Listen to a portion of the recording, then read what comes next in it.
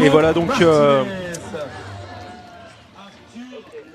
les concurrentes de la prochaine finale que nous évoquions à l'instant, avec à la ligne de 1 le CA Nantes, Clémence Mailleux et Nao Robin. À la ligne de 2, les rameuses de Lyon-Caluire, AC Marie-Margot Jeannès et Marion Pignot. Au couloir numéro 3, la N Fontainebleau-Avon avec l'expérimenté Armel Osquet et la jeune Loane Guivarch. Qui est costaud, 4e des championnats de France en skiff cette année. Et qui sont les tenants du titre, tout simplement. Et puis Melan-les-Mureaux avec Claire Beauvais. On a vu son frère Yvan prendre la 2e place en 400 barreurs tout à l'heure. Claire Beauvais qui représentera la France avec de très belles ambitions de deux couples poids léger avec Caron Tola. 4e à Belgrade en ouverture de Coupe du Monde. Enfin, Belbeuf, ligne de numéro 5, Axel Pellois et Fanny Châtelet. 2e des derniers championnats de France. 3e l'année d'avant. Et puis tiens, Annecy avec la Vergne. Et puis surtout Fanny Puy-Barreau n'est ni plus ni moins que la fille de Laurent Sourdel, l'ancienne rameuse de l'équipe de France qui avait fait les Jeux. Et qui s'est mariée avec Monsieur Puy-Barreau et qui a eu une petite fille qui rame plutôt bien, nous dit-elle, et son fils également, Tom, qui a des qualités. On veut bien le croire. Alors on parlait de palier à passer, on faisait référence tout à l'heure aux rameuses du CN Belbeuf, Axel Pellois et Fanny Châtelet qui étaient 3e de cette épreuve en 2016, 2e l'an passé, et qui ont à coup sûr la volonté d'aller se battre pour franchir la dernière étape qui peut les mener vers le titre de champion de France. Et attention, c'est parti. Alors c'est un 2-2 couple poids léger. Attention. Ah oui, grosse faute là chez les rameuses de Fontainebleau. La pelle bâbord, chef de nage qui à la sortie de pelle a claqué sur le bouillon lâché par Armel Osquet. On est dans la catégorie poids léger, ce qui signifie que la moyenne de poids de l'embarcation ne doit pas excéder par rameuse 57 kg et aucune des deux rameuses ne doit dépasser 59. Exactement, Alexandre. Et là, gros plan là sur le travail des rameuses melinoises avec leur nouvelle combinaison. La chef de nage du double poids léger de l'équipe de France. Sa coéquipière l'an dernier, elle était dans le double poids léger du même club. Elle avait pris la 5e place. Donc là vraiment, on a un équipage de référence. Claire Beauvais, techniquement, c'est une référence. Quand même, il faut dire ce qui est. On a vu le travail des jambes, la position des hanches, du bassin. C'est bien gainé, c'est bien tenu. Tout est transmis aux avirons. Il n'y a pas de perte. Et c'est dynamique, et ça on voit. Et la ligne d'eau numéro 2 également avec Lyon-Caluire, Marie-Margot Joannès et Marion Pignot.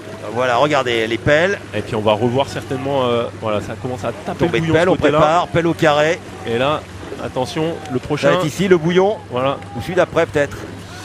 Voilà, oui, non, c'est le retour. Ouais, je pense que c'est le retour d'Armel.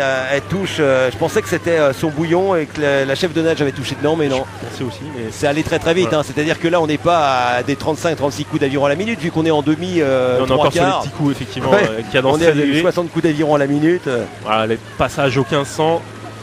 Donc avec l'avantage pour l'instant pour les rameuses de Melan. Et attention à là-haut, à la ligne. Lyon-Caluire. Lyon-Caluire qui est en train de se positionner aussi comme étant une menace. On sait, on connaît les qualités aussi de ces rameuses, notamment Margot Joannès.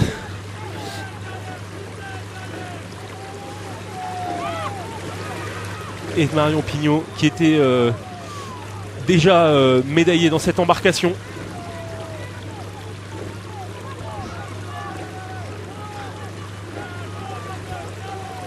Alors, Armel Osquet est tombé de pelle, le travail.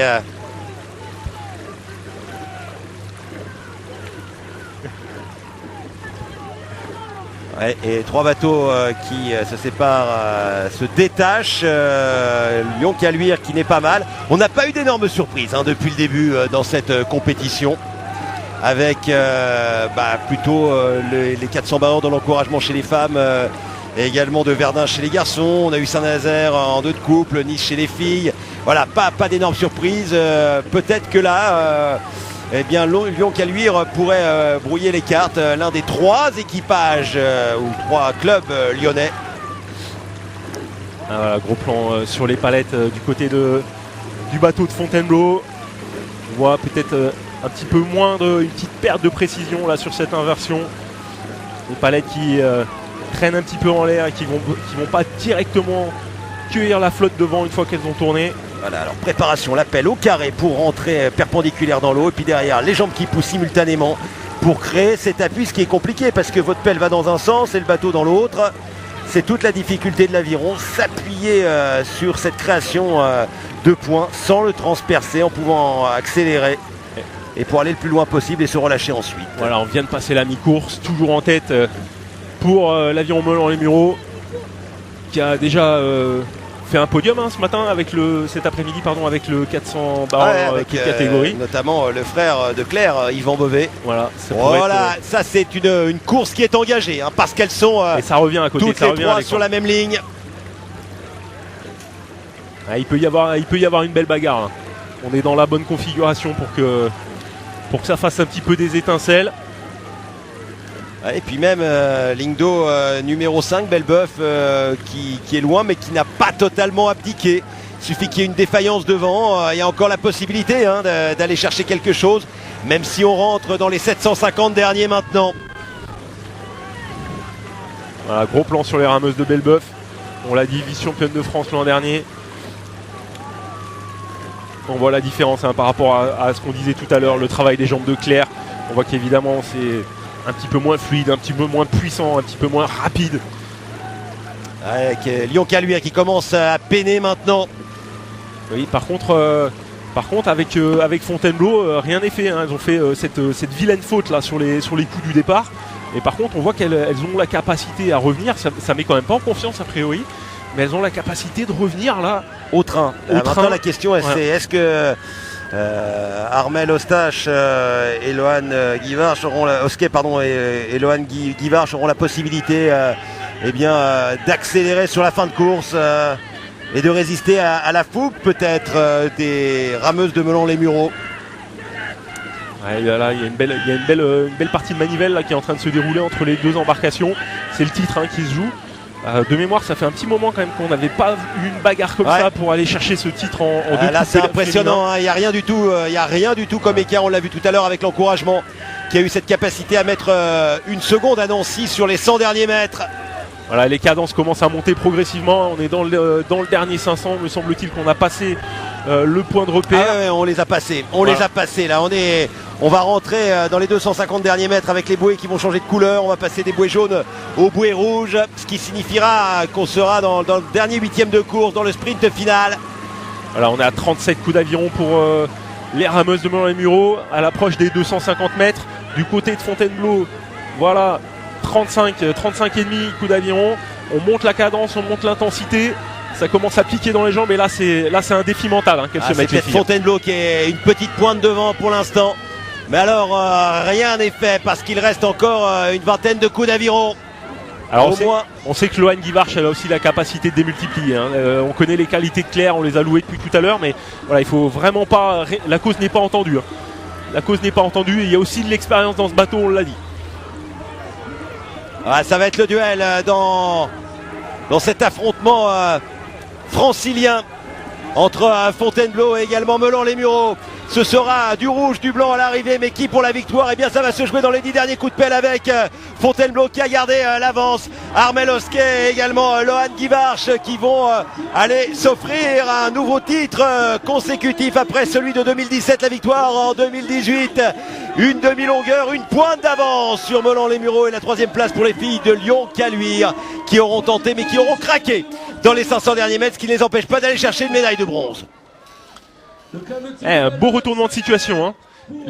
Là, on avait vu cette vilaine faute là dans les coups du départ. On les pensait peut-être un petit peu condamnées quand même pour le titre. Elles n'ont pas paniqué. Elles se sont remises dans leur bateau, remises dans l'allure. Et elles ont travaillé jusqu'à venir cueillir les rameuses de Meulan qui avaient, semble-t-il, un ascendant définitif. Eh bien non, la chose n'était pas entendue. En tout cas, pas pour elles. Ce 2 de couple poids léger avec Beauvais Tarantola 4e de leur première collaboration en deux de couple. C'était à Belgrade il y a quelques jours, à quelques centièmes seulement de la deuxième place. Et peut-être que ce double PL pourra nous offrir la satisfaction d'une médaille lors des championnats du monde qui se dérouleront du côté de Plovdiv en Bulgarie en septembre. Voilà, à l'arrivée, 1 seconde 12 centièmes d'avance. L'écart est plus grand que le stress qu'ont vécu ces jeunes femmes jusqu'à la fin. Vous voyez, les pelles quasiment identiques, mais c'est Fontainebleau-Avon qui se trouve devant Melon-les-Mureaux avec Jean-Pierre Leroux, le président, ancien entraîneur, qui doit être ravi.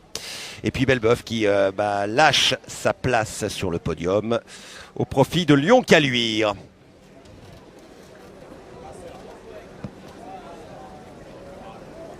On revoit le départ. Ralenti départ. Donc là on est sur les rameuses de Melon-les-Mureaux.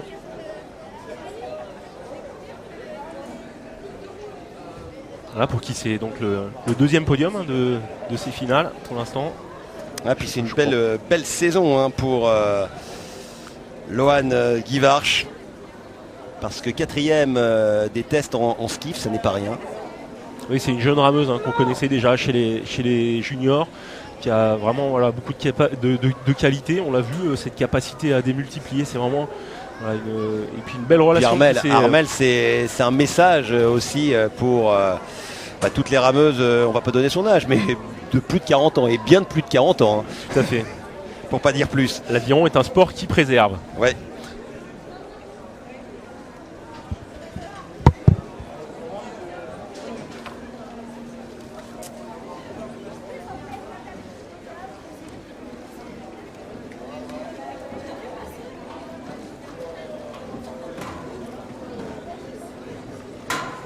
On retrouvera le fils d'Armel tout à l'heure à la nage du 8 de Bergerac, Adrien,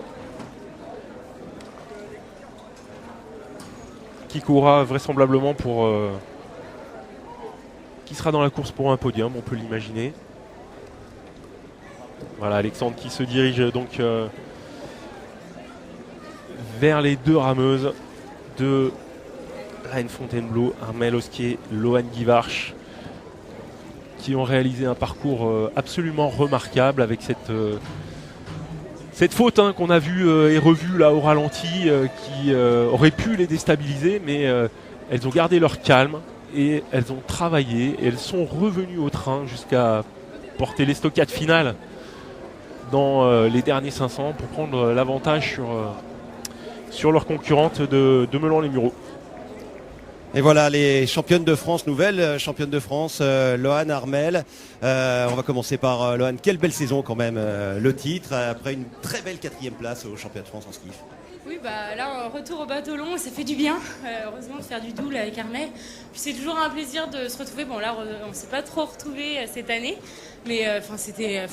Celle-là, on n'a pas démérité, je pense. Il y avait du gros niveau cette année, contrairement à l'année dernière. Et on la voulait et on est allé la chercher, quoi. Donc, Armel, les années dorées continuent. On s'est fait une frayeur quand même dès le départ. Qu'est-ce qui s'est passé exactement?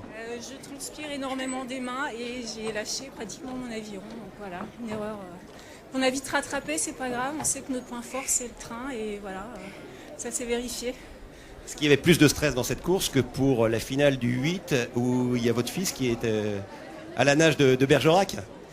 Je vais me concentrer sur lui, mais non, je suis pas stressée pour lui, je suis confiante. Voilà, et j'ai pas éprouvé de stress particulier pour cette course. J'étais très contente de la vivre avec Loan et puis voilà, j'étais très contente qu'il y ait beaucoup d'adversité, ce qui n'était pas le cas l'an dernier. Donc voilà, on est très heureuse et on voudrait remercier Jean-Pierre Leroux, Jean-Pierre Fleury, Christian Bertolino, nos entraîneurs. Voilà. Et tous les supporters du club, les familles et tout, c'est toujours un plaisir d'être supporté comme ça, ça nous... Fontainebleau, Fort-Marly, voilà.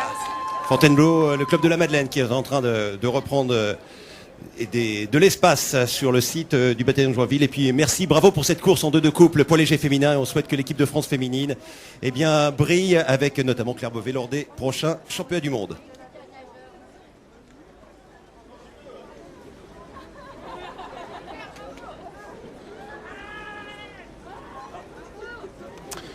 C'est une victoire pour l'aviron des Yvelines. Garçons, eh bien, nous sommes en course avec la finale B du 2 de couple poids léger homme, où l'on retrouve l'aviron des Sinois, l'aviron club des Golettes de Lac, l'aviron club de Lyon, Caluire, Nantes Université, l'aviron romanais Péageois et le cerf de l'aviron de Nantes. Donc les rameuses voilà, qui se congratulent et qui vont retrouver dans le public leur staff, leurs proches, etc. pour les accolades méritées après cette belle course et cette belle victoire.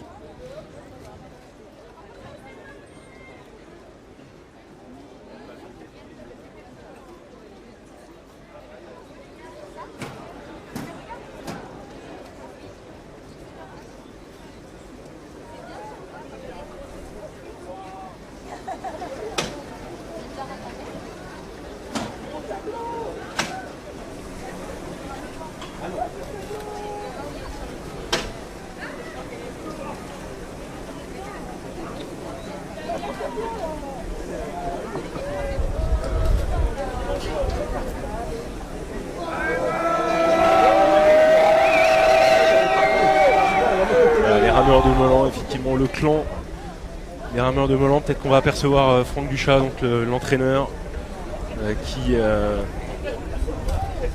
doit savourer cette deuxième médaille de l'après-midi pour son club, pour ses protégés.